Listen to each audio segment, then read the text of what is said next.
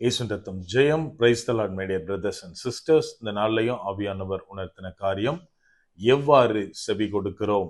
ஆவியானவர் உணர்த்தின வசனம் 1 சாமுவேலின் புஸ்தகம் அதிகாரம் 3 வசனம் 10. அப்பொழுது கர்த்தர் வந்து நின்று முன்போல சாமுவேலே சாமுவேலே என்று கூப்பிட்டார். அதற்கு சாமுவேல், சொல்லும், அடியேன் கேட்கிறேன் என்றான். And the Lord came and stood and called as at other times, Samuel, Samuel.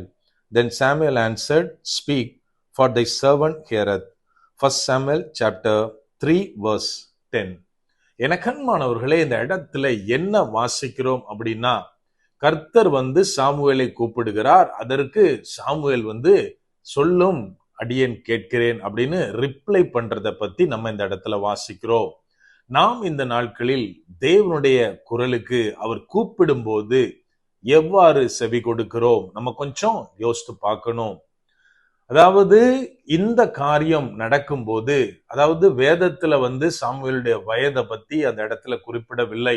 ஆனால் யூத வரலாற்று ஆசிரியர் ஜோசபஸ் என்பவர் என்ன எழுதுறார் அப்படின்னா, சாமுவேலுக்கு 12 வயதாக இருக்கும்போது கர்த்தர் அவரை அழைத்ததாக தனது நூலில் குறிப்பிட்டுள்ளார். இன்னைக்கு நம்ம வீடுகள்ல வந்து நம்ம பிள்ளைங்கிட்ட ஒரு காரியத்தை பத்தி பேசும்போது 2 வகையான நேரத்துல அவங்க வந்து நம்மளுக்கு ரிப்ளை பண்ணாம அமைதியா இருப்பாங்க, குழம்பி இருப்பாங்க.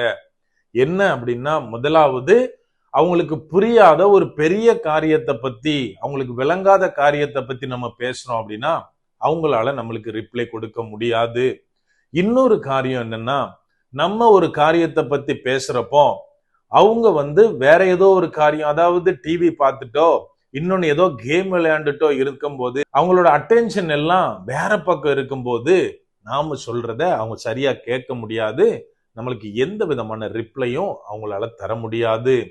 இந்த இடத்துல என்ன வாசிக்கிறோம் அப்படின்னா, முதலாவது நம்ம ஸ்டார்டிங்ல இருந்து வாசித்தா தெரியும், சாமுவேலை வந்து கர்த்தர் வந்து 3 தடவை கூப்பிடுகிறார். அவர் கூப்பிட்டாலும் அவரது சத்தத்துக்கு சாமுவேல் வந்து இன்னும் பழக்கப்படவில்லை. அது கர்த்தருடைய சத்தம் என்று அறியாததுனாலே அங்கே இருந்த 7 இடத்துல போய் நிற்கிறார். எதற்கு என்னை கூப்பிட்டீங்கன்னு கேட்கிறாரு. கடைசியாக ஏலி தான் வந்து கண்டுகொள்ளுகிறார், இது கர்த்தருடைய சத்தம், சாமுவேலை கூப்பிடுகிறது கர்த்தர் அப்படின்றத அவரு கண்டுபிடித்து சாமுவேல்கிட்ட வந்து இந்த மாதிரி பதில் சொல்லு அப்படின்னு சொல்லி அவரை அனுப்பினதை நம்ம பார்க்கிறோம். இப்பதான் நம்ம வாஸ்த பிரகாரம் கர்த்தர் மறுபடியுமாக சாமுவேலை கூப்பிடுகிறார். அதற்கு தான் சாமுவேல் என்ன பதில் சொல்றாருன்னா, சொல்லும், அடியேன் கேட்கிறேன் அப்படின்னு சொல்வதாக நம்ம வாசிக்கிறோம். எனக்கன்மானவர்களே, இன்னைக்கு அநேக நேரத்துல கர்த்தர் நம்மை கூப்பிடும் போது, ஒரு காரியத்தை குறித்து நமக்கு சொல்லும் போது நாம வந்து தப்பா அண்டர்ஸ்டாண்ட் பண்ணிக்கிறோம்.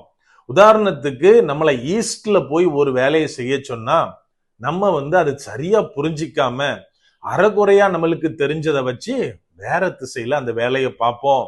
அது வந்து சக்சஸ் ஆகுமான்னு கேட்டா ஆகாது. இன்னொரு காரியம், முக்கியமான விஷயம் என்ன அப்படின்னா, தேவன் நம்ம கிட்ட வந்து பேசுவாரு. அந்த நேரத்துல நம்மளுடைய கவனம் எங்க இருக்கும் அப்படின்னா, உலகத்தின் காரியத்துல இருக்கும். நான் வந்து உலகத்தின் தேவைக்காக ஓடிக்கொண்டிருப்பேன். உலகத்தில் உள்ள பல காரியங்கள் எனக்கு அது பிடிச்சதா இருக்கலாம். அந்த காரியத்துல நான் வந்து கான்சென்ட்ரேட் பண்றப்போ தேவன் பேசுகிற காரியத்தை அநேக நேரத்துல நம்ம கோட்டை விட்டுருவோம். எனக்கு அன்பானவர்களே, இந்த மாதிரி இருக்கக்கூடாது.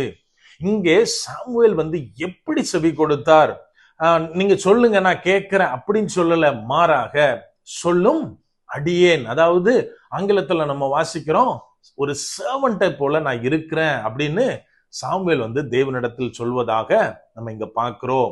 அப்படியானால் நம்ம நல்லா புரிஞ்சுக்கணும், ஒரு சர்வன்ட் வந்து எல்லா நேரத்திலையும் எல்லா காரியத்திலையும் எஜமான் என்ன சொல்லுகிறானோ அதை மட்டும்தான் செய்ய முடியும். எஜமான் வந்து இந்த இடத்துல நில்லுனா நிக்கணும், உட்காருனா உட்காரணும், இந்த இடத்துக்கு போனா போகணும், இதுதான் ஒரு சர்வன்ட்டுடைய வேலை.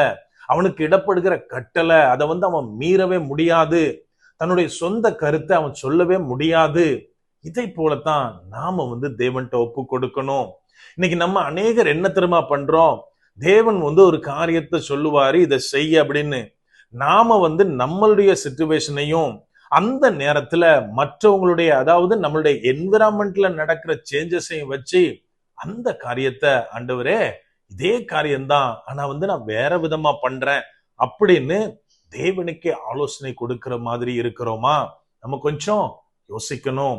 எனக்கு அன்பானவர்களே, சாமுவேல் தன்னை தாழ்த்தி ஒரு சர்வண்டை போல, தனக்கு அந்த அந்த வயசுல கர்த்தருடைய காரியங்கள் புரியாவிட்டாலும் பரவாயில்ல, அவரது வார்த்தையை அவரது குரலை அடையாளம் கண்டு கொண்டலாம் பரவாயில்ல, கர்த்தரிடத்தில் தன்னை ஒரு சர்வண்டை போல ஒப்பு கொடுத்ததுனால நம்ம வசனம் 19 வாசிக்கிறோம். கர்த்தர் சாமுவேல்கிட்ட சொன்ன காரியங்கள், வார்த்தைகள் ஒன்றையும் தரையில் விழுந்து போக விடவில்லை அப்படின்னு நம்ம வாசிக்கிறோம். அப்படியானால் அவ்வளவு ஒரு வல்லமையான தீர்க்கதரிசியாக தேவன் அவரை பயன்படுத்தினார். இன்றைக்கு நீங்களும் நானும் தேவனிடத்தில் நம்மை முற்றிலுமாய் ஒரு சர்வண்டை போல ஒப்பு கொடுக்கும் போது, அவரது வார்த்தைகளை கேட்கும் போது தேவன் நம்மை கொண்டு பெரிய காரியங்களை செய்வார். அப்படியே கண்களை மூடுவோமா? அன்பான ஆண்டவரே, இந்த நேரத்திலே அப்பா உம்மை நோக்கி பார்க்கிறோம்.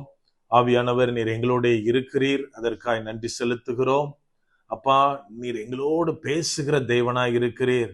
ஆனால் அநேக நேரத்துல எங்களால அதை அண்டர்ஸ்டாண்ட் பண்ண முடியல தகப்பனே. அப்பா, எங்களுடைய சின்ன மூளைக்கு உம்முடைய வல்லமையான வார்த்தைகள் அநேக நேரத்துல விளங்காம இருக்கு.